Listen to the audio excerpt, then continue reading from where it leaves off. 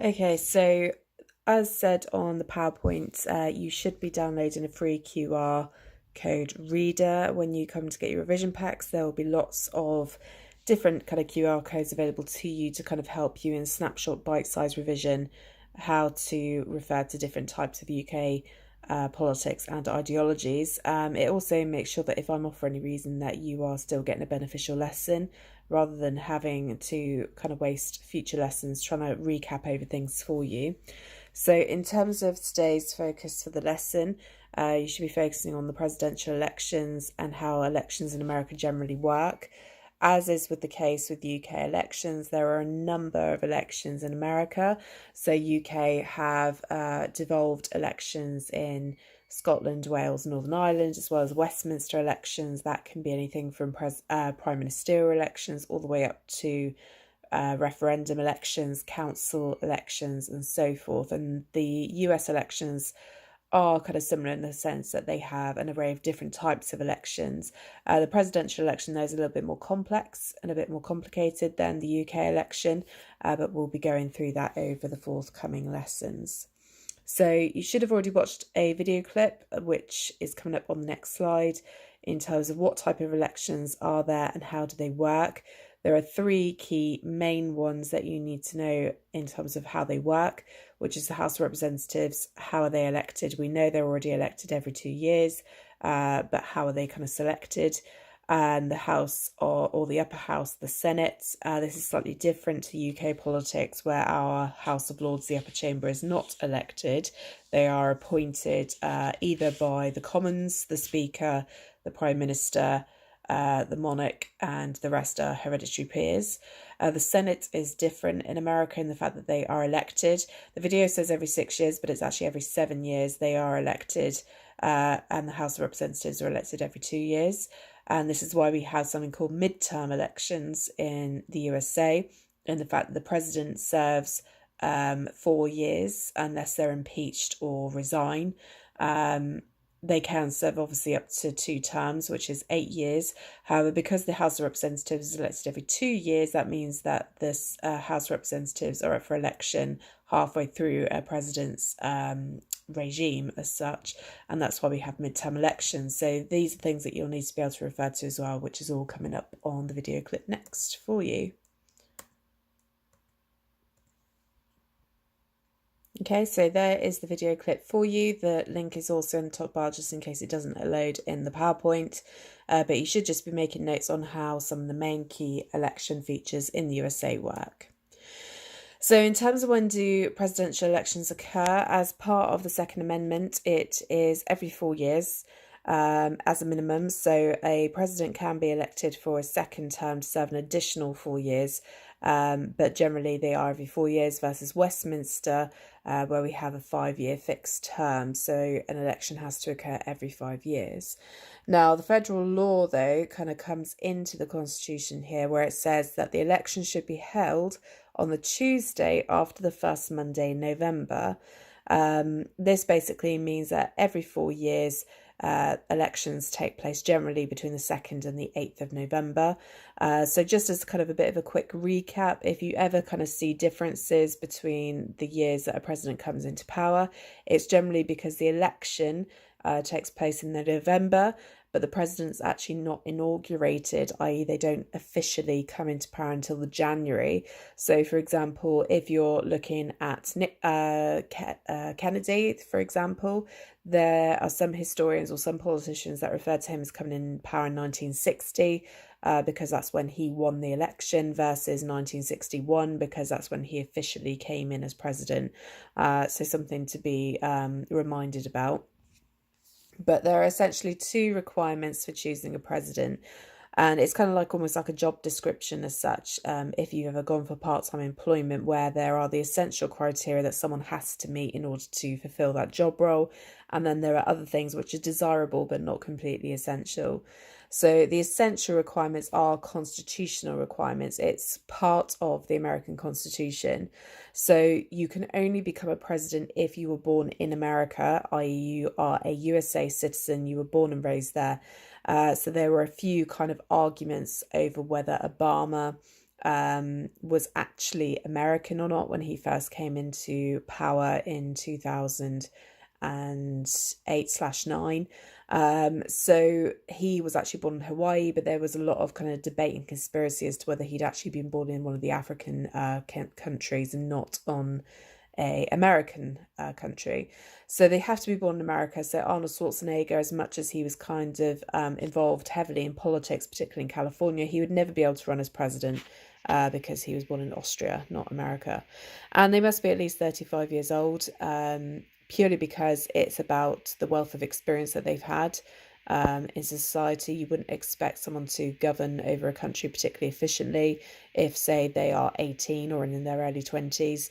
And purely because although it's kind of not essential, it's kind of one of those unwritten rules, a convention that generally the president is married when they come into power as well, hence why you have the First Lady role within the White House, and generally not all Americans are kind of married by the time they're kind of 30. So 35 is the general rule, purely from maturity, experience. Generally they're married, and those are kind of constitutional requirements that you cannot be a president until you reach that age and you are American born. The desirable aspects, these are also called or known as extra constitutional requirements. Now, these are kind of outlined in the American Constitution, but as with many things, there are loopholes within this, particularly with the first point surrounding political experience. If we have a look at Trump, for example, Trump is a businessman.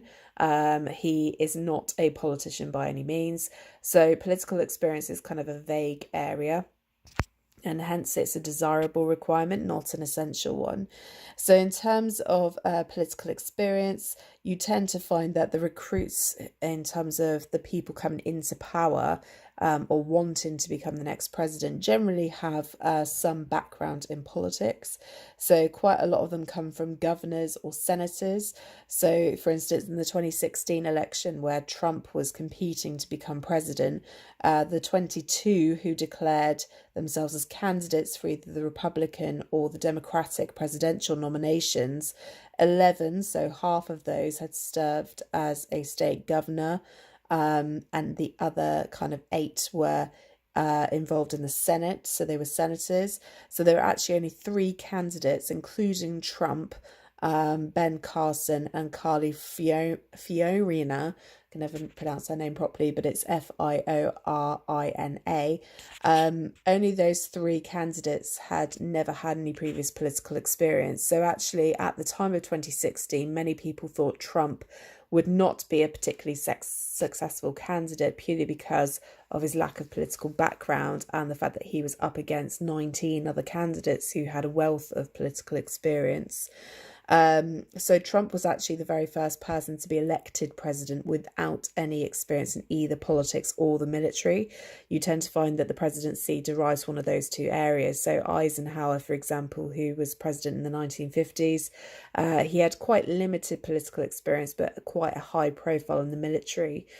So you tend to find presidents derive from one of those 2 areas, but Trump was the very first candidate to be elected as president with neither military or political experience. The second kind of extra constitutional desirable requirement is major party endorsement, and it's generally, whilst the Republican and the Democratic Party generally don't kind of heavily influence voters in terms of who they should be electing, you tend to find that they have to be affiliated with or linked to the Democratic or the Republican Party. There has never been a president elected where they have come from a third party or an independent candidate. So generally, you won't become a president unless you're linked to one of the main 2 parties. Thirdly, you have personal characteristics. Generally and traditionally, presidents have derived from white men. Kind of that's who has been the proportionate candidates for running for election. That still stands today. Most of the candidates put themselves forward are white men. But the fact that the 2008 election was quite unique in the fact that the presidential nomination race for the Democratic Party was actually between Hillary Clinton, a woman, and Barack Obama, a black man. So 2008 onwards kind of saw more of a diverse range of choice for the presidential campaign, and therefore personal characteristics as a kind of a requirement became much more skewed. Generally, you found that in the 2016 election, Hillary Clinton actually became the first female major party presidential candidate. So there are kind of barriers that have been broken when it comes to personal characteristics. And generally, it is an advantage for the president to be married. But there has been one president that was a bachelor, i.e., they weren't married, and that was James Buchanan, who was elected in 1856, but he's generally the only president to become leader of America who had not been married. And generally, as a status quo, Hillary Clinton would have changed the mindset of America had she been successful in 2016, in the fact that we've always had first ladies, we've always had male presidents, and had Clinton won that presidential campaign, we would have had a first man. And not only that, but a first man who himself had been president during the 90s.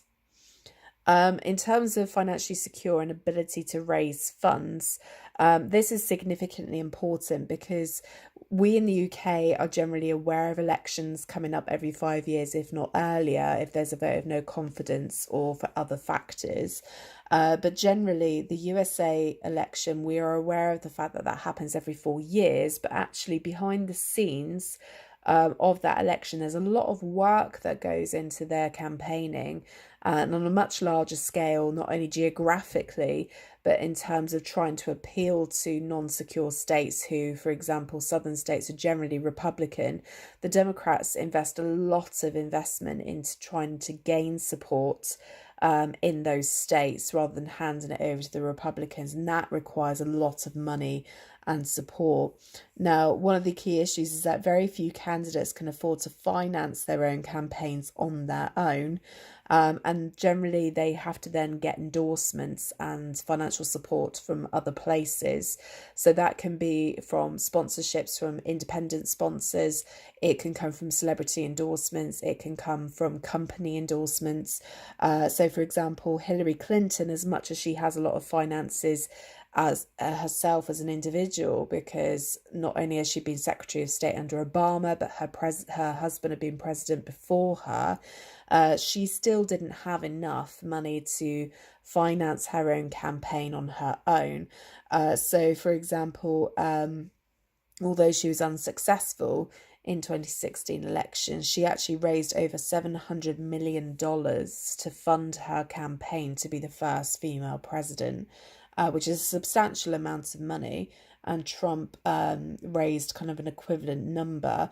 And whilst, again, he's very famous for his business adventures, particularly in New York, you know, he can't finance that all on his own. So they need to have some financial backing in order to kind of win their presidential election campaign. Similarly, they need to be fairly organised. Major parties, particularly the Republicans and the Democrats, cannot endorse specific candidates because it's not the case of just having Clinton and Trump. Prior to getting to those two competing politicians, you have people within the Republican Party competing against each other to be the main presidential election. Likewise, with the Democrats, it wasn't just Clinton competing, it was other Democrats as well. So the party cannot simply endorse and support one person. They have to be kind of open-minded to all the electoral candidates. And as a result of that, each candidate has to organise their own campaigns, and that includes state visits, that includes meetings with the current president or vice president. It includes meetings with House of Representatives, so congressmen and women, senators. It includes financing their campaigns, so their organisation is quite key. But likewise, their ability to have a good relationship with the media can really influence their success in a presidential campaign. So a candidate must have policies that are both practical and relevant. Obviously, there are exceptions to the rule in the fact that actually Trump's campaign rhetoric was noticeably thin on policy detail and tended to consist mostly of his kind of soundbite on Make America Great Again. That was kind of the multitude of his campaign. But at the same time, bad media is still good media in a way, that because Trump was so controversial, the media were massively focused on his campaign and him as an individual, more so than Clinton, because she wasn't equally as controversial, but at the same time, she didn't really have the charisma that Obama had. So the media is massively influential in terms of how positively a presidential election campaign can turn out. Now, there are 7 stages when choosing a president, and we will go over these as and when we come to them when looking at presidential elections themselves. So we have something called the invisible primary, and this is the first thing that you guys are going to work on in today's lesson. And then we're going to move on to primaries and caucuses in the second lesson on Tuesday. But obviously you can have a read through these. What's quite important to note is in terms of the occurrences of elections, as said, the American elections are being thought out well over a year to 18 months in advance, before the actual election takes place. And this is known as the invisible primary. And this is where people announce that they are going to run as a candidate for America, and to become the next president. And this kind of involves increasing their name recognition, particularly if they're not well known by Americans or kind of the international arena. They'll also start thinking about their fundraising campaign, and they'll also involve themselves in inter-party TV debates. So this is where you find, particularly in recent years, celebrities will start kind of coming out of the forefront and saying, actually, I want to run in the next presidential election. So although Kanye West has now repealed his decision to run as candidate, if he was still interested, this would be the time in the invisible primary stage whereby he would say that he was going to run for the Republican Party, for instance. So that's kind of the first wave as part of the presidential elections and preparing for that presidential election campaign. The rest of the elections will run through, though, in the next week or so. Now, the reason why there are kind of 2 coloured coded parts to this table is that there are 2 stages to a presidential election. Now, the yellow beigey area of this particular table is where you are choosing your candidates. You are choosing the 2 candidates who are going to compete against each other for the presidential campaign. So who is going to run as a Republican president, who's going to run as a Democratic president. The blue phase towards the bottom is where those 2 candidates are then kind of competing against one another to win the general election. So the first phase is picking your candidate, and the second phase is who will win out of those 2 candidates to become the next president. Now, unlike the UK, the USA candidates are chosen by ordinary voters. So we never actually get to pick who is leader of the Labour Party and who's leader of the Conservative Party. That's chosen in-house party. So the Labour Party choose their leader and the Conservative Party choose their leader, and then we vote in a party.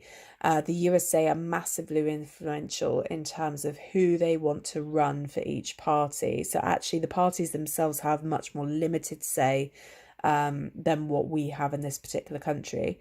Now, what I'd like you to focus on for the remainder of this lesson is looking back at that table, is looking at this first phase, the invisible primary. So using your core textbooks, so under elections, is to define what is meant by invisible primary. Explain the process of it. So how does someone declare themselves as such, as wanting to run as president in the next election? How do they gain more awareness if they're not particularly well known? How do they fundraise? That kind of thing. So the invisible primary is kind of that first phase of the election process, but if they're not particularly well known, how do they start off? Also have a think about, from your reading, how important is personality and media relations during the invisible primary stage of the presidential elections, particularly for someone that's not well known. So we've spoken about it very briefly in previous lessons, in the fact that in the 60s, for example, Nixon was competing against Kennedy in the presidential elections, but Kennedy was much more charismatic. He enjoyed playing up to the media. He enjoyed TV interviews. Nixon was a bit more withdrawn, not particularly charismatic himself, and hence why Kennedy won that election and not Nixon. So it's something worth thinking about, is that actually is personality and media the be all and end all to a successful campaign? If not, how far is it influential? Is it partly, completely, or not completely important or essential to win a presidential campaign? So these are things to be thinking about. And then in Tuesday's lesson, we'll go over the next phase, which is the primaries and the caucuses, and also have a look over the essays that you've done last week. But any questions in the meantime, then just give me a shout.